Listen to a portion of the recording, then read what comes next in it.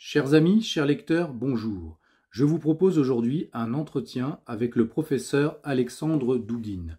Cet entretien est en plusieurs parties. La première partie est en accès libre et la suite est réservée aux abonnés de mon compte Substack, dont vous trouvez la description sous cette vidéo. Pierre-Antoine Plaquevent, substack.com. Professeur Alexandre Douguine, bonjour. Merci de nous accorder cet entretien.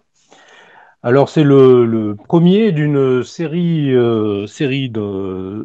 d'entretiens euh, qui vont être organisés un peu comme de cette manière, c'est-à-dire une première partie d'actualité internationale et puis une autre sur des thématiques de fond en rapport avec la géopolitique ou la métapolitique.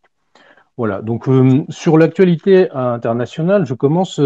Vous avez développé récemment une position qui m'a interpellé, qui est très intéressante parce que, et c'est réellement la ligne que je suis et que nous suivons sur Strategica avec d'autres personnes comme Youssef Indy ou Alain Soral et d'autres. C'est l'idée que finalement maintenant, il y a au sein on pourrait dire, de l'opinion conservatrice occidentale une scission entre les élites qui continuent en quelque sorte de défendre Netanyahou et la base qui, elle, comme la base MAGA, on le voit aux États-Unis, est dans une ligne qui serait ni Soros ni Netanyahou.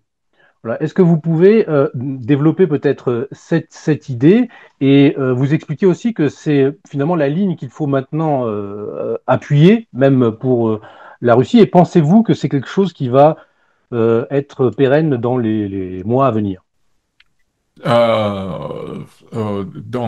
Je peux commencer par cette division tripartite Mhm. de la situation actuelle. Ce qu'on voit dans la politique internationale, dans la politique globale, mondiale, et aussi dans l'idéologie. Ce qu'il y a, comme vous avez dit très justement, il y a trois pôles en Occident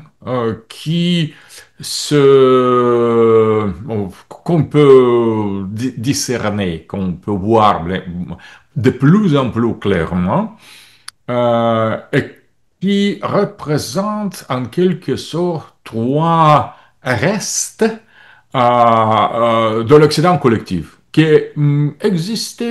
vient d'exister très récemment, qui existait encore il y a une année. Donc, il y a un an, on a eu l'Occident collectif.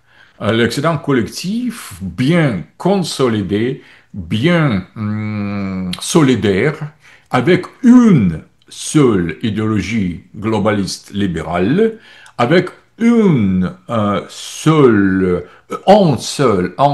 centre de prise de décision, Washington, et les États-Unis de Biden ou de l'Obama représentaient précisément cet Occident collectif où les leaders, les chefs d'État de l'Europe étaient juste les vassaux, juste disons, les agents. On peut dire, on a eu l'Occident collectif organisé autour du centre américain avec la présence de l'élite globaliste d'un type Soros, d'Obama, etc. Et, disons, tout le reste qui suivait cette ligne. Donc, l'Europe avait le rôle d'être en quelque sorte le outskirt, banlieue des États-Unis. Dans le sens du globalisme, en quelque sorte, il était en même temps, disons, les alliés multilatéraux de ce centre-là. Donc, on a eu très récemment, moins qu'il y a un an, disons, l'Occident collectif organisé structurellement d'une manière assez solide, avec les élites de Washington au centre, l'agenda globaliste, la politique de genre, disons l'immigration sans borne, et l'élite européenne était inscrite dans le contexte général. Donc, on a eu l'Occident collectif très solidaire et très consolidé. Ce qu'on a aujourd'hui, c'est que cet Occident collectif n'existe plus. Il y a juste les restes, les résidus de ce système-là, avec le centre et le socle adjacent à lui. Et donc, on a la vision totalement différente parce que aujourd'hui, on voit deux scissions, à mon avis, au centre de cet Occident. L'Occident n'est pas plus collectif. L'Occident s'est divisé. Et ce qu'on remarque, ce qu'on peut observer, peut-être il y a beaucoup de plus de scissions et les divisions, on peut en discuter, mais ce que je vois bien clairement, c'est que il y a la continuation de la politique globaliste de Fukuyama, de Soros, unipolaire, libérale, la politique idéologie libérale de genre, d'idées de gouvernement mondial, comme c'était juste après la fin de l'Union soviétique. Donc, il y a une certaine inertie, ou peut-être la tendance bien forte, bien puissante, je voudrais dire, qui reste jusque-là puissante, qui continue disons, de faire la propagande, disons, de faire la politique globale dans le sens de ce type de globalisme libéral. Et que veut dire le globalisme libéral? Ça veut dire que la souveraineté, toute la souveraineté doit être abolie.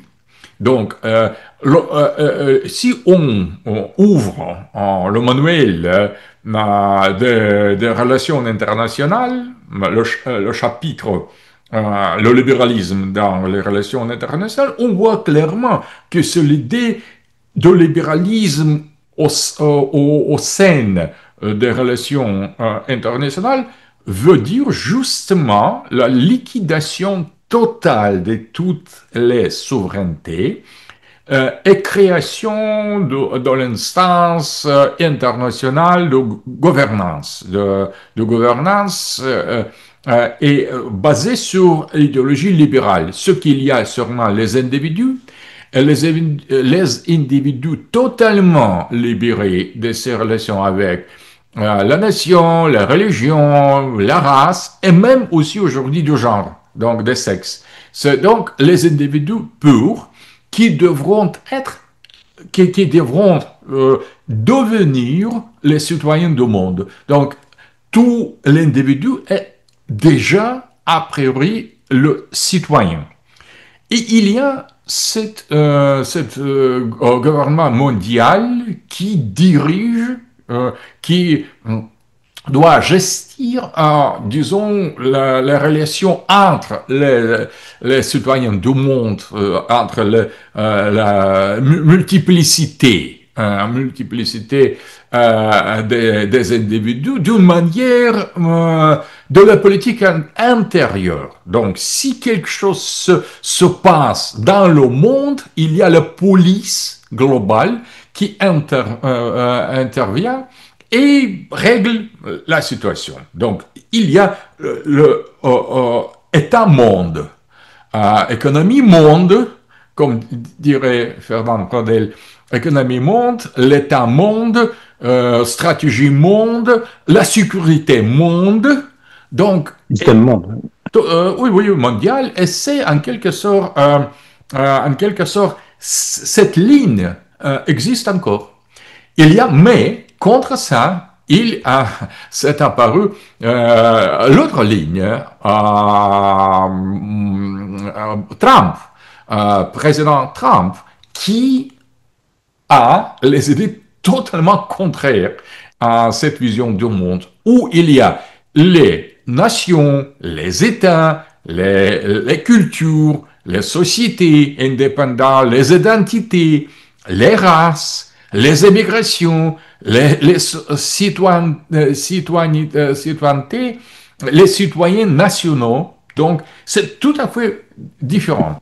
Je crois que c'est la grande division de l'Occident qui, d'une part, suit encore la vision de Soros, de Fukuyama, qu'il n'existe plus les entités nationales, il n'y a plus. Donc, on doit faire,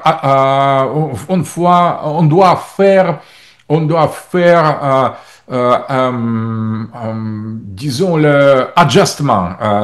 On doit porter la situation actuelle à la situation désirée. Donc, on doit transformer la réalité par rapport au projet globaliste, libéral, ce qui font les leaders, les chefs d'État de l'Europe. Donc, il prend beaucoup des émigrés pour détruire, pour faire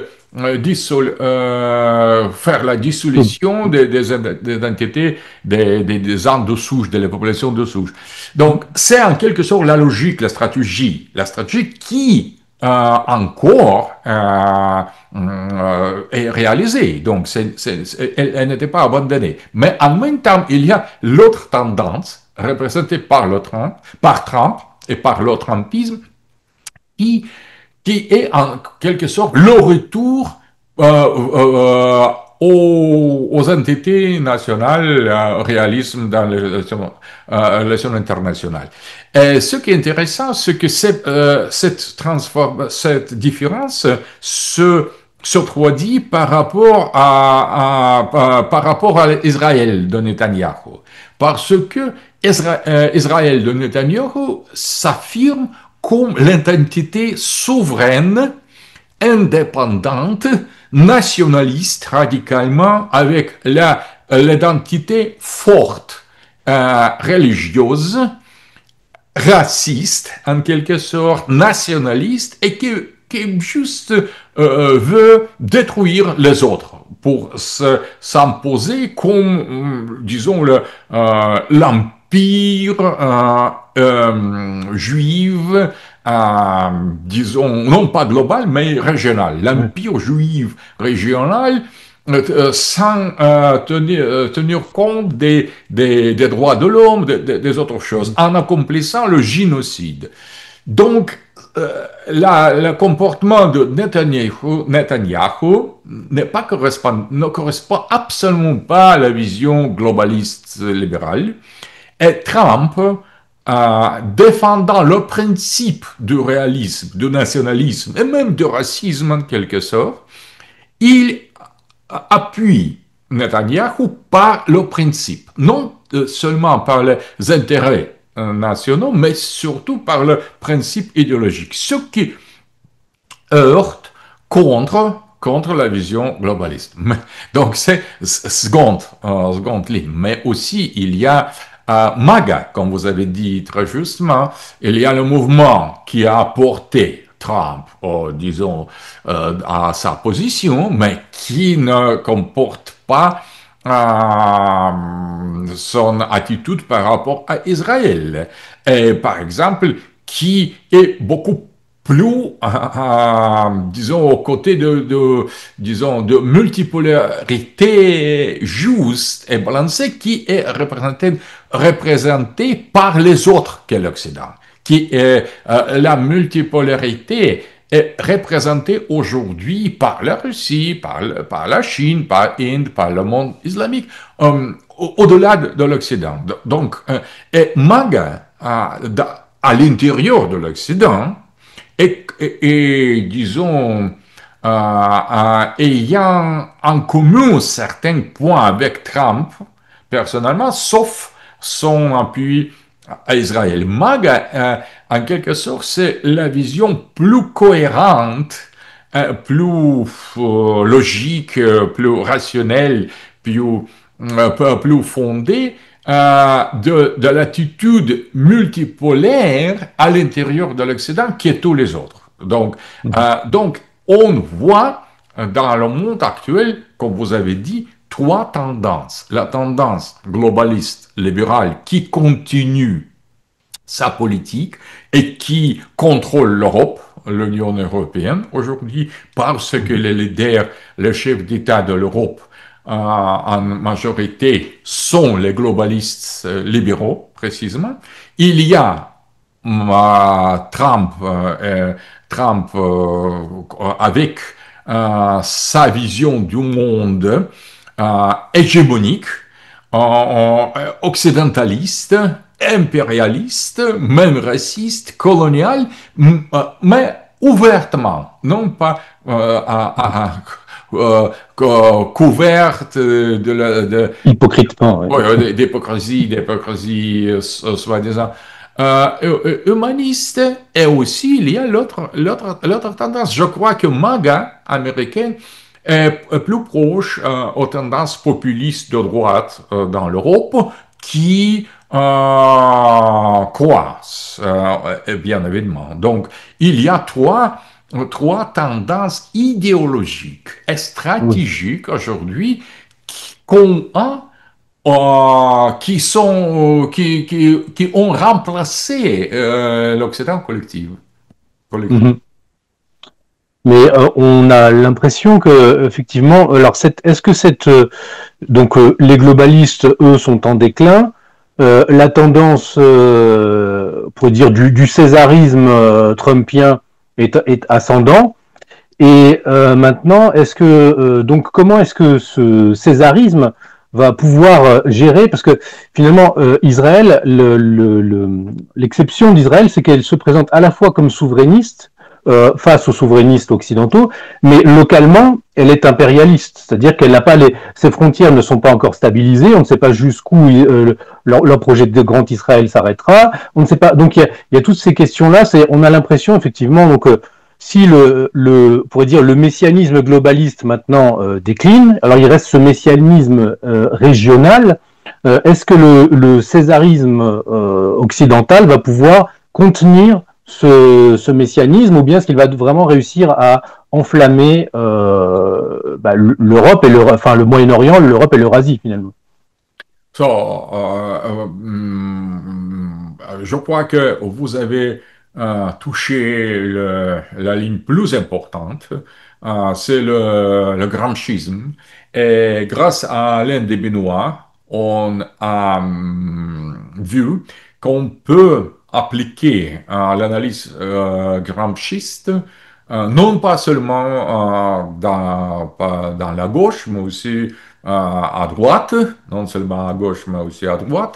Et donc, si on pose la vision gramsciste de l'hégémonie, comme le fait non seulement économique, politique, mais aussi culturel, idéologique, si on considère le phénomène de césarisme, aussi, c'est le concept de Gramsci, et si aussi on peut songer de contre-hégémonie, mais cette fois non pas marxiste, comme Gramsci interprétait lui-même, ce qui est au-delà de césarisme. Mais si on remplace le marxisme par l'idée multipolaire, par le retour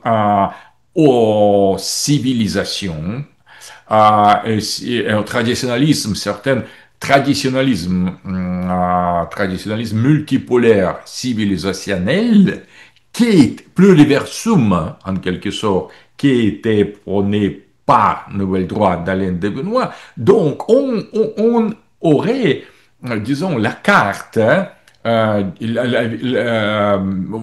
très très important. C'est en quelque sorte les instruments analytiques indispensables pour déchiffrer ce qu'on a. Donc, mais il faut insister. Qu'est-ce que c'est expliquer aussi aux gens qu'est-ce que c'est le césarisme, qu'est-ce que c'est l'hégémonie et qu'est-ce que c'est contre-hégémonie. Si on applique ces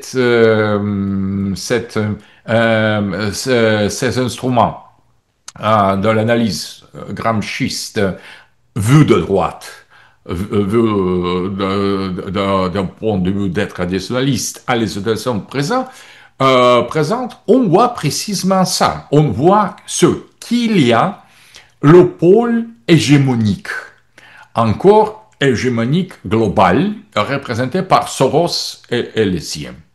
Donc c'est l'hégémonie à l'état pur. C'est, disons, mise à nu. C'est l'hégémonie, le globalisme, la vision société ouverte, l'éradication de toutes les identités, aussi les identités américaines et juives, ce qui est très important, parce que Soros, c'est l'ennemi de l'État par rapport à Israël. Donc, il est conséquent.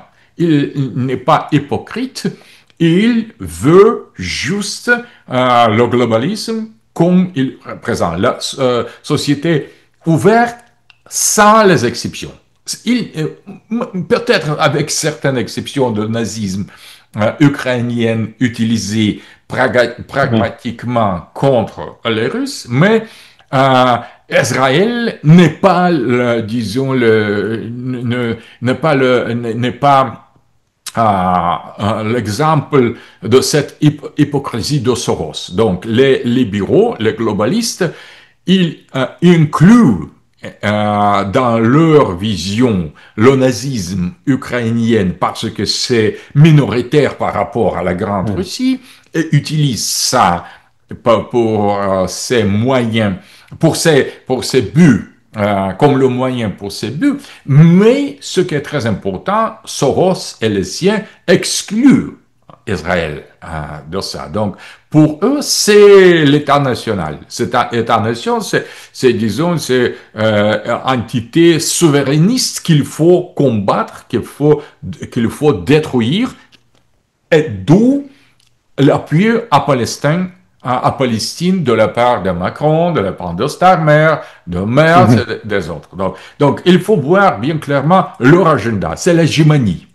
Aujourd'hui, la position pro-palestinienne, généralement, est la position hégémonique, appuyée par Soros parce qu'il voit dans l'existence même de régime de Netanyahou l'obstacle pour création de politique d'État mondial. Ce qui est intéressant, vous avez très bien expliqué que Trump est césariste dans le contexte de Gramsci. Donc, Trump, qu'est-ce que c'est le césarisme? C'est accepter quelque chose de l'hégémonie et poser, disons, certains filtres par rapport à certains osmosis, certaines membranes par rapport aux autres contextes. Donc, le césarisme accepte quelque chose et rejette quelque chose de la pression hégémonique. Donc, c'est en quelque sorte, césarisme, c'est la possibilité de faire le choix entre ce qu'on accepte de la part de l'hégémonie et ce qu'on rejette. Donc, c'est césarisme. Et c'est bien correct par rapport à Trump. Donc, Trump est vraiment césariste. Et MAGA, la position de Trump par rapport à Netanyahou, c'est l'appui d'un césariste à l'autre, d'un nationaliste et raciste à l'autre. Le raciste américain appuie le raciste juif et c'est bien rentre dans la vision de césarisme décrit par Gramsci. Quand je dis raciste ou nationaliste, ce n'est pas péjoratif, c'est juste descriptif. oui, oui, descriptif. Donc, je ne veux pas insulter personne Bien sûr. dans tout ça, parce que le régime de Netanyahou est bien ouvertement raciste, mais pour les libéraux, c'est quelque chose d'inacceptable. Je voudrais bien juste décrire la situation, non pas juger, disons. J'utilise ça d'une manière neutre, comme le terme neutre.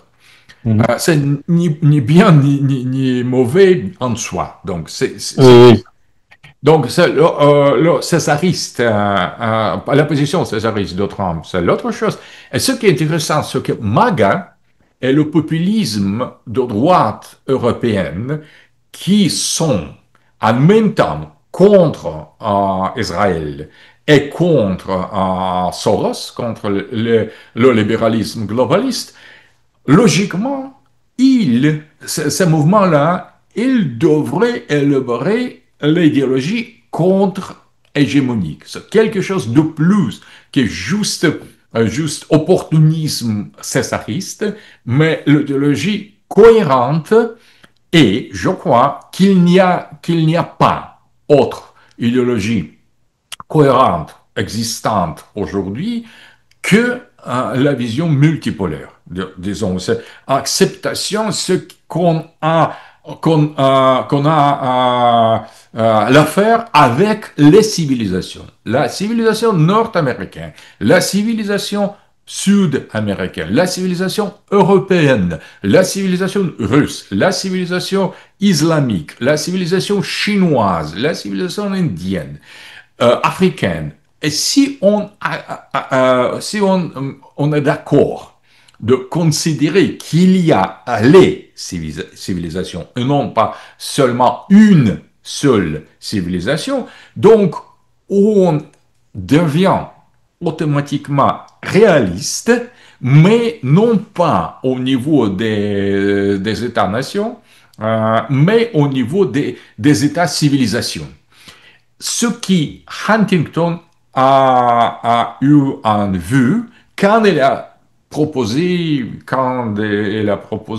cette vision de le choc des civilisations. Non, parce que le choc, tout le monde remarque le choc, mais le choc, c'est secondaire, parce que le choc est possible selon la vision réaliste dans la relation relationnelle, c'est en quelque sorte la conséquence de la souveraineté. S'il y a le pouvoir, la puissance souveraine, donc il y a possibilité de la guerre, de conflit et de choc. C'est en quelque sorte le chaos dans les relations internationales, c'est le terme technique disons, de discipline oui. l'école de réaliste dans les relations internationales. Donc, l'anarchie. Oui, oui, l'anarchie des relations internationales, le chaos, ce sont les termes descriptifs, non pas théoriques, non pas péjoratifs en quelque sorte. Et si plus important chez Huntington, c'est désignation des civilisations comme les auteurs essentiels des relations internationales dans le futur. C'est plus important, beaucoup plus important, ce qu'ils nomment, non pas les États-nations, comme les auteurs, disons, le sujet des relations internationales, le futur, mais les civilisations. Donc, je crois que la base idéologique, intellectuelle, géopolitique, philosophique pour ça a été déjà préparée par Alain de Benoît, par la nouvelle droite. Donc, ce qu'il faut à MAGA, à mon avis, c'est lire et relire Alain de Benoît et la nouvelle droite française. Européenne, non pas New Right. C'est quelque chose de totalement différent. Donc, la théorie de la contre-hégémonie est déjà formulée par Alain de Benoît et les siens. Donc, cette idée a été développée chez nous, les Russes, et non seulement pour nous, mais pour tous les autres aussi. Donc, c'est en quelque sorte, c'est la théorie du monde multipolaire Oui. n'est pas seulement la théorie des Russes.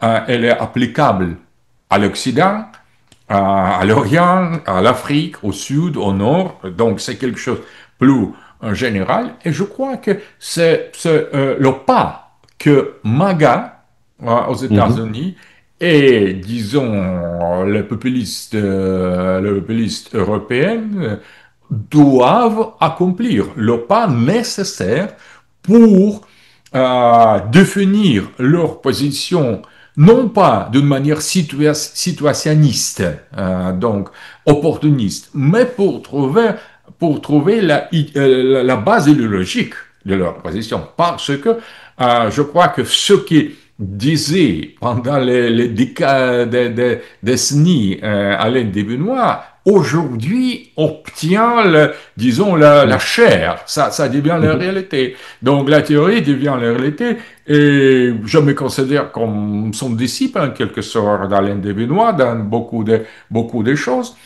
Donc, je crois que nous avons eu la raison dans notre analyse, tout au début lui-même, Alain de Benoît, et son école, et l'école neurasiste qui défendait la multipolarité, le passage des États-nations vers les civilisations, donc l'idée de l'Europe, donc l'idée disons, de l'Amérique du Nord, comme les civilisations indépendantes.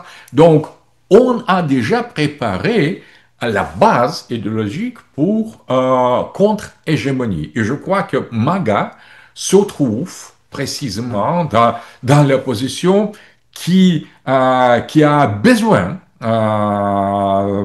quelque idéologie. Parce que en suivant Trump, en critiquant Trump, en tombant dans le conspirationnisme, si quelque chose ne correspond pas à leur désir, à leur vision, c'est une manière chaotique de faire la politique. Je crois que Mhm. on arrive au point où la politique de MAGA doit obtenir disons, la base géopolitique, comme pour les populistes de l'Europe aussi. Alors, justement, il va se poser ce problème, je dirais, stratégique pour l'Europe, et c'est que l'Europe, deux choses. Déjà, est-ce que les Américains ont toujours intérêt à ce que l'Europe ne s'unifie jamais assez pour devenir un concurrent, et d'un autre côté, ils ont toujours un intérêt à maintenir assez d'Europe pour que les États-nations, et notamment la France, soient prisonniers dans les restes, je dirais, de l'hégémonie, comme vous avez expliqué.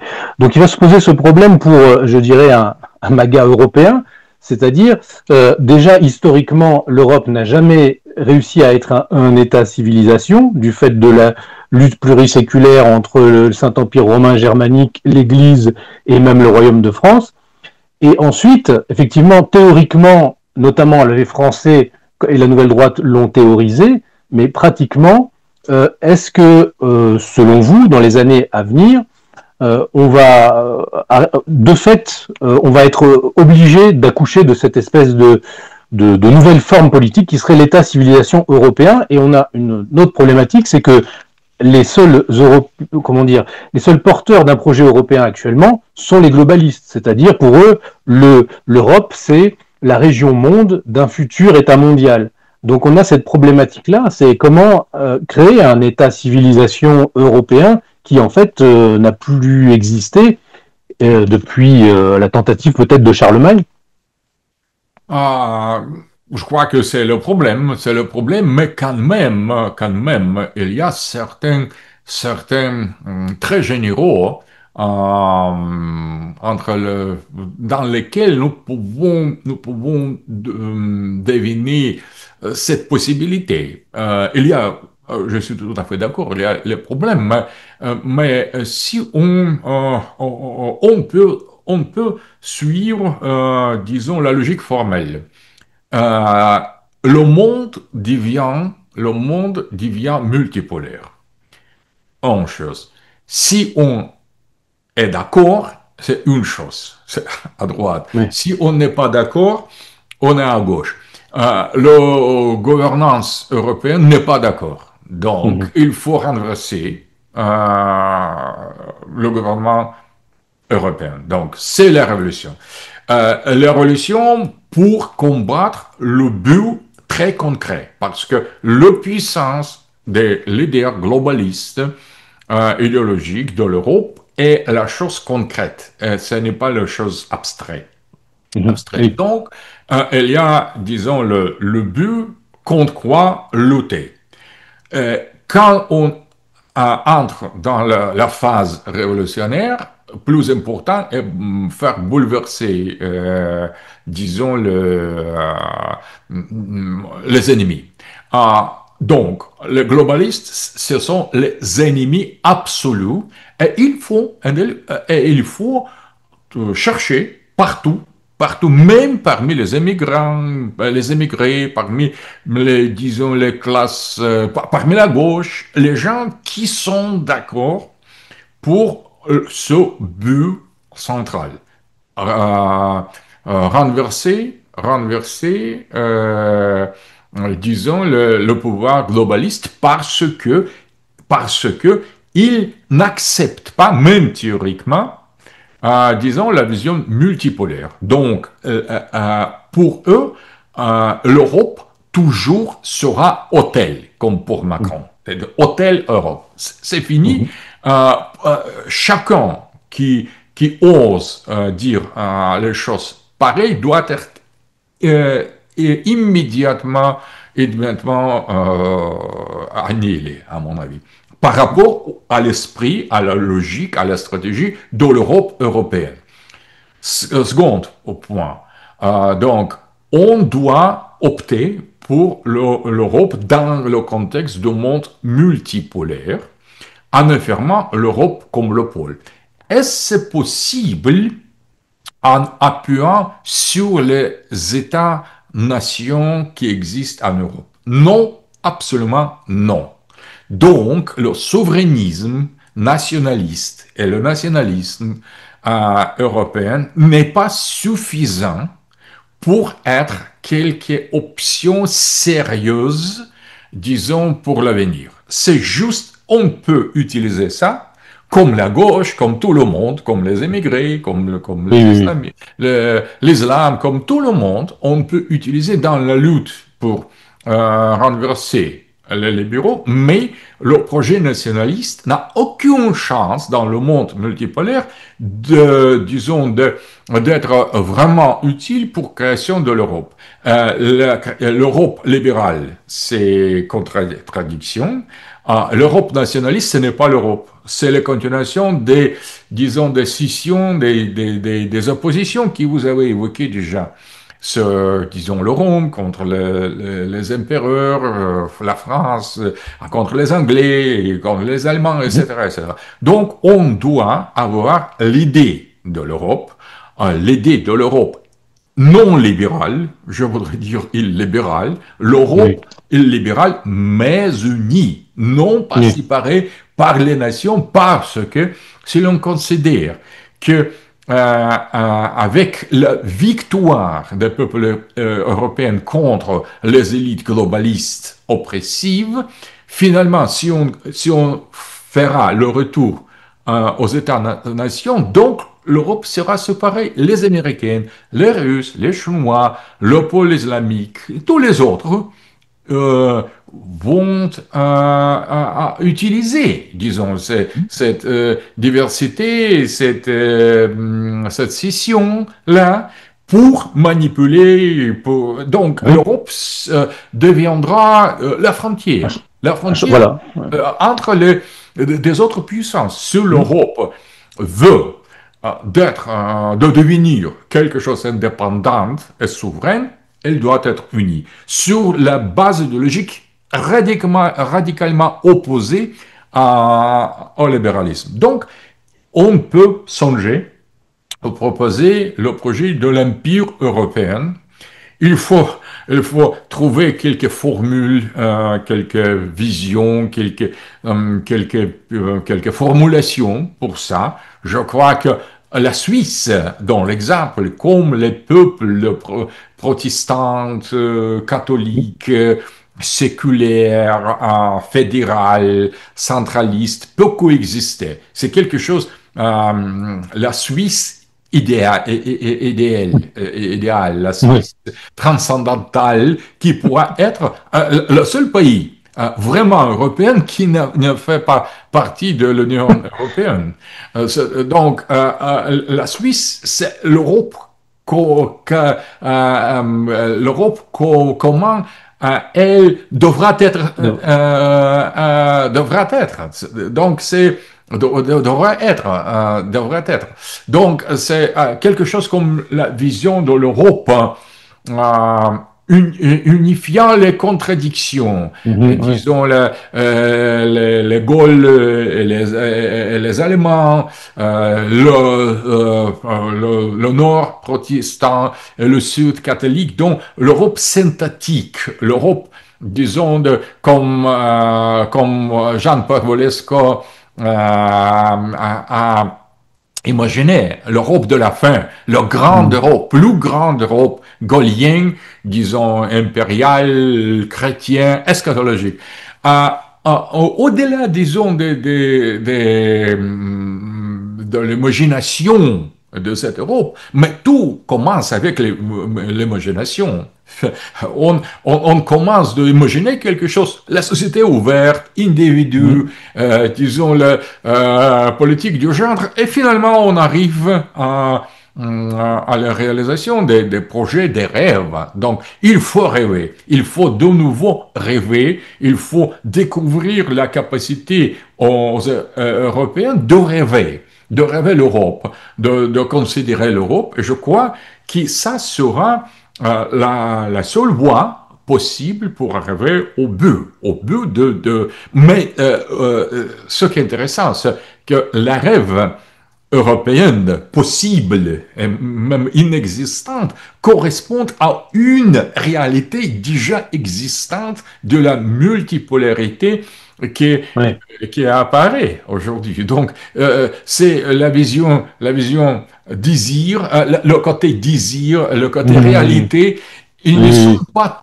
tellement opposés. Donc, l'Europe est obligée de devenir le pôle. Mais les gouvernants actuels ne sont pas coupables, absolument pas. Ils sont totalement inadéquate au niveau intellectuel, idéologique, parce que c'est leur vision de l'Europe telle contredisent directement l'Europe pôle. Donc, il faut songer, il faut créer, il faut construire, même pratiquement, réellement, au niveau des faits durs, l'Europe pôle. Et pour faire ça, il faut avoir l'idéologie de l'Europe pôle. Ma fille, Daria, vous voyez son photo que vous connaissiez. D'ailleurs, nous avons rassemblé les écrits de Daria dans le livre qui s'appelle La théorie de l'Europe. À mon avis, c'est très important que cette jeune fille a songé l'Europe pôle, précisément. Le message de Daria, plus important dans son livre, ce qui s'appelle Théorie de l'Europe, c'est elle songeait, elle était très pro-européenne, elle songeait l'Europe pôle, l'Europe indépendante par rapport non seulement des Américains, du pôle islamique, le pôle chinois, mais aussi l'Europe indépendante de nous, Russes. C'est très important. C'est la question de principe, non pas, disons, de stratégie nationale. C'est, à mon avis, ce qu'on a besoin aujourd'hui en Europe, c'est l'idéologie de l'Europe pôle. Au-delà du globalisme, mais aussi au-delà, disons, des réactions viscérales nationalistes Oui. qu'on voit aujourd'hui.